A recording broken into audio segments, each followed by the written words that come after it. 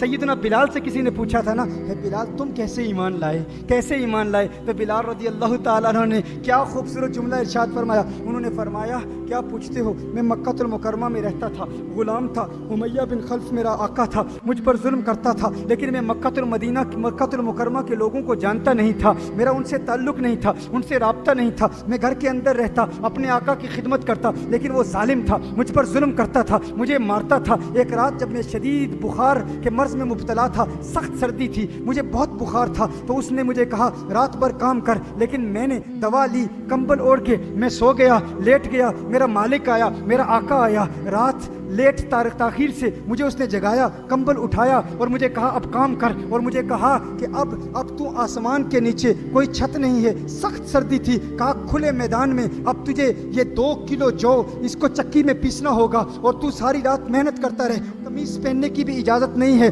تجھے میں نے چکی پیسنے کے لیے کہا تھا اور تو سو گیا۔ اس نے مجھے کہا کہ اب قمیص پہننے کی بھی اجازت نہیں، کہا شدید بخار تھا، سخت سردی تھی، اور پھر کھلے میدان میں مجھ پر ظلم کیا اور کہا کہ قمیص بھی اتار دے۔ بلال حبشی رضی اللہ تعالیٰ عنہ فرماتے ہیں کہ میں رو رہا تھا، میری آنکھوں سے اشکوں کی برسات جاری تھی، میرے کراہنے کی آواز گھر کے باہر جا رہی تھی، ابھی میں چکی پیس رہا تھا، سخت بخار کی حالت میں، شدید سردی تھی، میں چکی پیس رہا تھا کہ اچانک حسنین کے نانا کا گزر میرے گھر کے باہر سے ہوا، مدینے والے کا گزر میرے گھر کے باہر سے ہوا۔ نبی کریم صلی اللہ علیہ وسلم نے میرے دروازے پر دستک دی، آقا نے دروازے پر دستک دی، میں نے دروازہ کھولا، کہا کیوں رو رہے ہو، کیوں رو رہے ہو؟ میں نے کہا جائیے صاحب، لوگ پوچھنے والے تو بہت ہوتے ہیں، غمخوار بن کے بہت آتے ہیں، لیکن غم کا مداوع کون کرتا ہے، مدد کون کرتا ہے؟ پوچھتے تو بہت ہیں۔ کہا میں نے یہ جملے کہے، میرے جملوں میں کچھ سختی تھی، میرے جو کلام میں کچھ تلخ لہجہ بھی تھا، آقا صلی اللہ علیہ وسلم تشریف لے گئے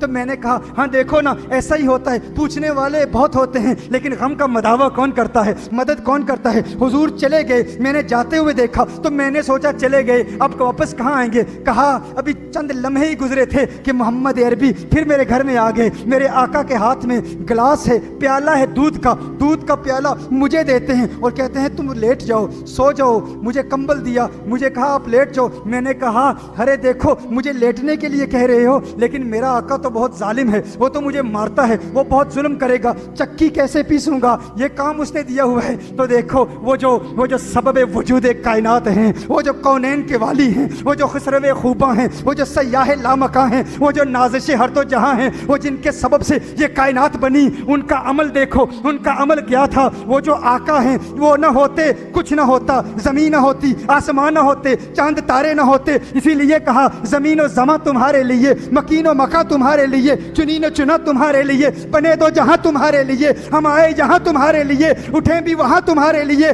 وہ جو مصداق لولا کا لما خلقت الدنیا ہیں، وہ جو مصداق لولا کا لما خلقت الافلاق ہیں، اگر وہ نہ ہوتے کچھ نہ ہوتا۔ اسی لیے تو کہا نا یہ صبا سنک، وہ کلی چٹک، یہ زبان چہک، لب جو جلک، یہ مہک جھلک، یہ چمک دھمک، سب اسی کے دم کی بہار ہے۔ یہ سمن، یہ سوسن و یا سمن، یہ بنفش سنبل نسترن، گل سرو لالا بھرا چمن، وہی ایک جلوہ ہزار ہے۔ وہ نہ تھا تو باغ میں کچھ نہ تھا، وہ نہ ہو تو باغ و سب فنا، بادب جھکا لو سرے ولا کہ میں نام لوں گل و باغ کا، گل تر محمد مصطفیٰ، چمن ان کا پاک دیار ہے، چمن ان کا پاک دیار ہے، چمن ان کا پاک دیار ہے۔ کہا وہ جو سبب وجود کائنات ہیں میرے آقا۔ بلال نے پوچھا، بلال نے کہا کہ یہ ظالم تو مجھے مارے گا، یہ تو ظلم کرے گا، آپ کہتے ہیں لیٹ جائیں، لیکن دیکھو آج میں کہتا ہوں ہندوستان میں رہنے والوں، منگلور میں رہنے والوں، اگر تمہارے پڑوسی تمہیں کہتے ہیں کہ حضور دہشت کی تعلیم دیتے ہیں،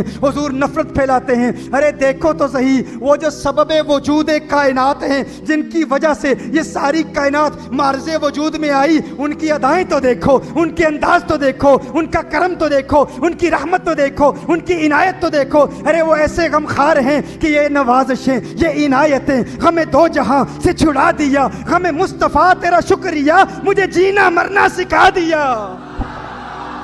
जीने का ढंग सीखना चाहते हो, जीने के अंदाज सीखना चाहते हो, तो आओ मदीने की गलियों में चलते हैं, आओ आका की बारगाह में चलते हैं कि आका ने दीन का, इस्लाम का पैगाम कैसे फैलाया। क्या तलवार से फैलाया? अरे तलवार से नहीं, पूछो बिलाल से कि बिलाल ने इस्लाम कबूल कैसे किया। बिलाल से पूछा गया, है बिलाल फिर क्या हुआ? कहा मैंने कहा कि ये चक्की कौन पीसेगा, अरे वो जालिम तो मारेगा। लेकिन आका ने फरमाया, अरे बिलाल घबरा नहीं, आज तुझ गुलाम की खातिर मैं मोहम्मद पूरी रात चक्की पीसता रहूंगा।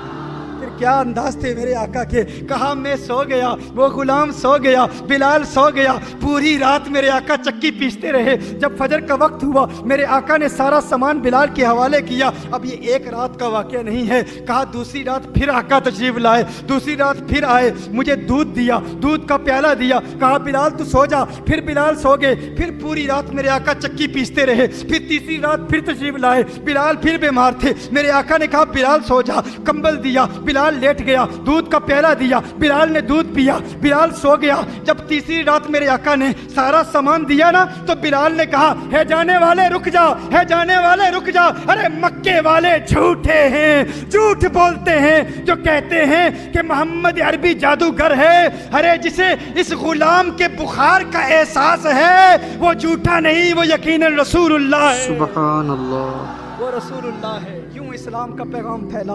तुम कहते हो इस्लाम तलवार से फैला, इस्लाम नफरत से फैला। नहीं, तलवार से नहीं, आका के प्यार से फैला, आका की मोहब्बत से फैला, आका की शफकत से फैला, आका की मेहरबानियों से फैला, आका के करम से फैला।